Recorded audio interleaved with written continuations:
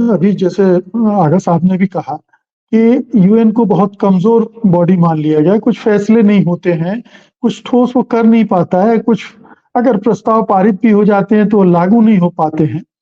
जब UN body इतनी कमजोर हो गई है तो गुतरेस के बयान को लेकर इजराइल इतना परेशान क्यों हुआ?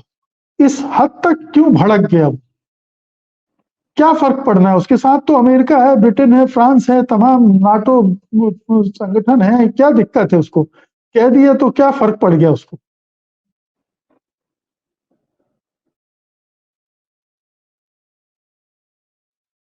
अनम्यूट कर लीजिए, अनम्यूट कर लीजिए। मेरे तीनों तीनों पैनलिस्ट दोस्तों ने काफी विस्तार से प्रकाश डाला है।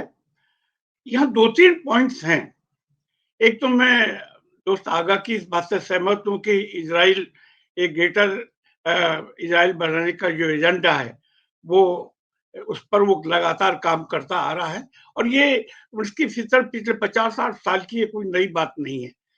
दूसरा जो महासचिव ने जो कल बात कही तो उसने बाकी और लोगों ने कहा, लेकिन उन्होंने कहा कि ये शून्य में नहीं हुआ है। जो हमास ने जो किया उस पर प्रकाश डाला, लेकिन इसका मतलब उसको हमास को कहीं न कहीं भड़काया गया। उसके ठोस कारण हैं, क्योंकि कई शब्द ये कहना कि शून्य में, ये ज़ीरो में नहीं हुआ है। ये दो महत्वपूर्ण बात है। तीसरी बात ये है कि ठीक है, 5 देशों के पास वीटो पावर है और वो उसमें भी करनी है, लेकिन यहाँ पर एक बड़ी बात है कि जो कि भारत भी मांग कर रहा है, आपको याद होगा, पिछले कई साल से मांग उठ रही है कि यूएन का डेमोक्रेटाइजेशन, लोकतांत्रिकरण किया जाना चाहिए। या तो वीटो पावर को समाप्त कर दिया जाए, बिल्कुल समाप्त कर दिया जाए, और या इसमें जो डेवलपिंग नेशन के हैं या थर्ड वर्ल्ड कंट्रीज के लोग हैं, नेशंस हैं, उनको सिक्योरिटी काउंसिल में जगह दी जाए, इसका विस्तार किया जाए। पिछले 10-15 साल से इसकी मांग लगातार चल रही है, अभी तक ये मांगी नहीं गई। यहाँ मैं एक पॉइंट और उठाना चाहूंगा, जैसा कि आपने कहा मुकेश जी, कि अगर आज महासचिव ने जो बात कही है, बड़ी ऐतिहासिक उनका स्टेटमेंट है, और जिसको कि इजराइल ने कहा कि तुरंत ही बड़ी बेशर्मी के साथ कहा कि उनको रिजाइन कर देना चाहिए, अपने आप में बड़ी बेशर्मी की बात है। लेकिन इसमें सबसे बात है कि क्या यूएन बॉडी आगे आने वाले समय में क्या इतनी और कमजोर होगी? मैं यहाँ ये याद दिलाना चाहूंगा कि दूसरे विश्व युद्ध क्यों हुआ।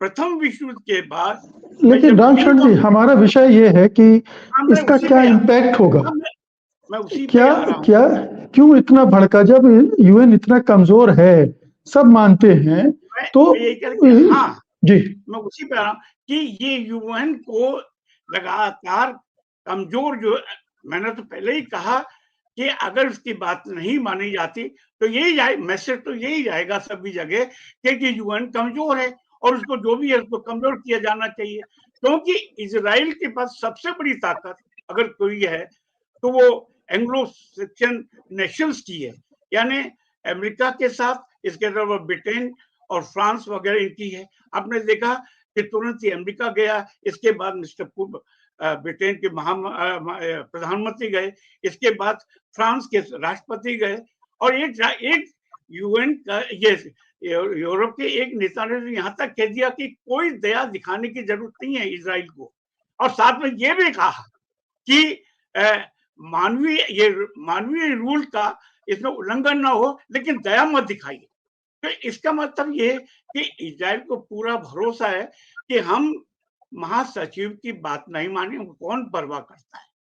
तो मेरा मत है कि इससे मैसेज यही जाएगा कि यूएन दंतहीन है, क्योंकि उनके पास अपनी कोई फोर्सेज नहीं है और वो रोकने की कोई ताकत नहीं है।